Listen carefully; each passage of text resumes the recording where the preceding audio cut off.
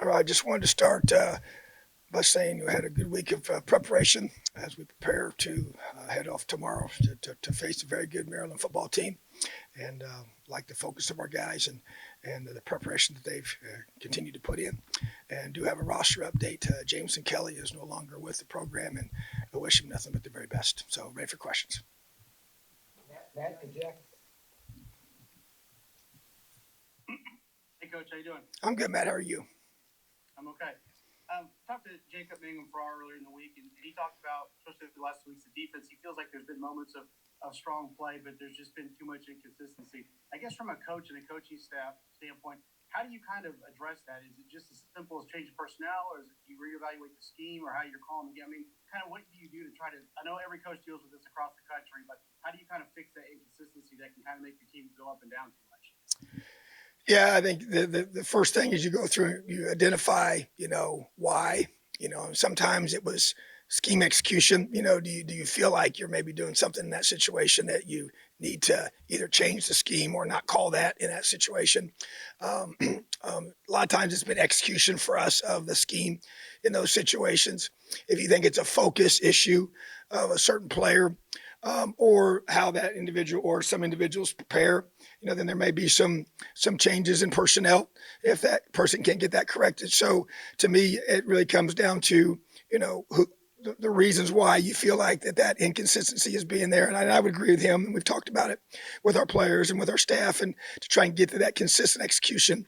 And a lot of it's been, I think a little bit more of focus and execution have been the two that we've been focused on ourselves as a staff, and trying to increase those with proper reps, more reps of that scheme, that call in those situations, and trying to play really good situational football and getting off the field and getting stops.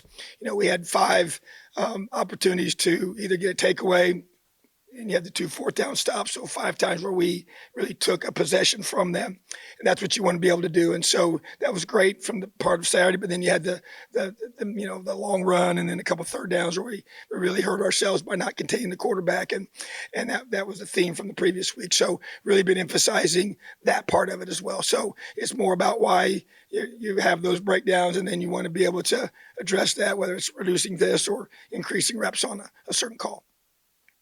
Jack and Zach. Hey, Tom. Jalen Lucas had 10 catches against Louisville and then 0 against Akron. I guess, what do you think led to that difference? And moving forward, what do you want his role in the passing game to be? Well, I just think that we want to continue to find ways to get him the ball in space. And we've said that. And I think that's, definitely a way to do that, is to throw him the football. So I think, when you see the way, he was utilized in that game, and those opportunities he was given, that to me is more in line with what I envisioned for him. And we obviously want to do that. So just got to make sure we're doing a great job of schematically creating those opportunities. And obviously there are times when based on the reads and the reactions of the defense, you get a chance to get those, and sometimes you don't. But at the same time, to me, he's a guy, when you just look at his skill set, you want him to be able to have the ball in his hand with some green grass around him, and an opportunity to make that guy miss in space and go get his positive yards and get his points. So yeah, definitely want to see that to be a big part of his role. Zach and Jim. Obviously, Talia Tagovailoa well, just as a quarterback. Last year, he got sacked 32 times. This year, he's only been sacked a couple times, despite the fact I think they had some turnover on the offensive line. They've had some guys settling into different roles, not least the offensive coordinator. What's been different about maybe either how he's handled pressure, how they've kept it away from him, just generally how much cleaner he's been able to stay in the pocket and around the pocket this season, in your opinion? Yeah, you can see it was an emphasis for them to be able to eliminate the hits that he was taking, and I think that getting the ball out faster, from a timing perspective, I think just the depth of the drop and being able to he's quick to move around and avoid things and extend plays in that way. So I think he's putting himself less in harm's way. When he goes out and runs, he slides and tries to get a chance to be able to eliminate those hits on his body. So, and I think that they've ran the ball better earlier And I think that helps take some pressure off too when you have to focus on stopping that, just the pressure you get on him. And they've kind of stayed out of some third and longs, which has kind of helped as well. So they've just, when you play better football early in downs, I think it creates less opportunities for defenses to get pressure on the quarterback. So I think that's added to it as well. And I think that just you just tell it's an emphasis for sure. So there's no doubt. I mean, every quarterback you play, you're trying to affect him mentally and physically, and try to be able to help him feel your defense, both mentally and physically. So they've done a good job of protecting him in that area. And I think it's obviously going to be a huge goal for them for the whole season, and keeping him healthy and keeping him off the ground. Jim then second. Hey, Coach, I know that it's going to be a tough challenge going to College Park, a great offense, and just challenging in and of itself. But what do you, for the fans that are frustrated and one that showed his frustration last night at the coaches show, what do you say to the fans that are going through that frustration because it's with either with a certain aspect of the program or whatever? What do you say to those people? Well, I guess I would say that, it's a long season. We're building this team. Every week's a new opportunity. And I think this team has got a lot to it, a lot of character, a lot of resiliency, and we just got to keep getting better, and obviously on both sides of the football, offensively, defensively, special teams as well. And we got to do a great job of growing our team, each week, and growing a young quarterback, and being able to, allow him and help him be successful, and also be able to just say, hey, we got to, get out there and let it rip. And we got to go play, and we got to be able to, give those guys a chance to make those plays. And it's Big Ten football now here on out the rest of the way. And so I'm excited for this opportunity. There's no question. It's always hard on the road. And we are playing a very good football team that's good in all three phases, have athletes all over the place, and they're well coached. So, just to me, it's about a team that's going to play really, really hard. And at the end of the day, we got to find a way to win. And you go to on the road like this, it's going to take all three phases working together. And there's no doubt we got to play complementary football. Each phase has to complement each other, and we got to set each other up. We got to set up our offense. We got to set up our defense for success. And then when we put those situations, we got to capitalize on that. And to me, so the response is, hey, we all got to coach better.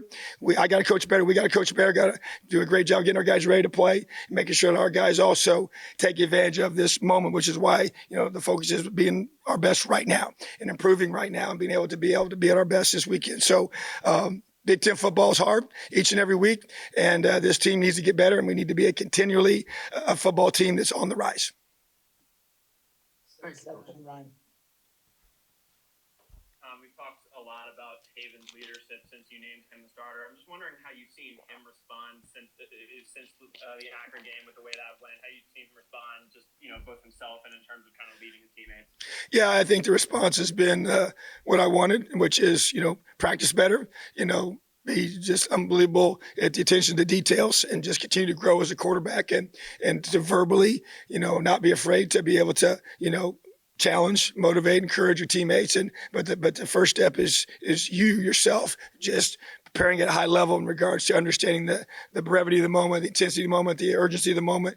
And because as a quarterback practices, so practices the team in a lot of ways, in terms of just being able to execute things. And there's no doubt that's, he has a lot on his plate, as a quarterback always does. And so just really want him to be able to do a great job of just being consistent each and every day, practicing well each day, and then going out and playing well. And he didn't have his best performance, and he knows that.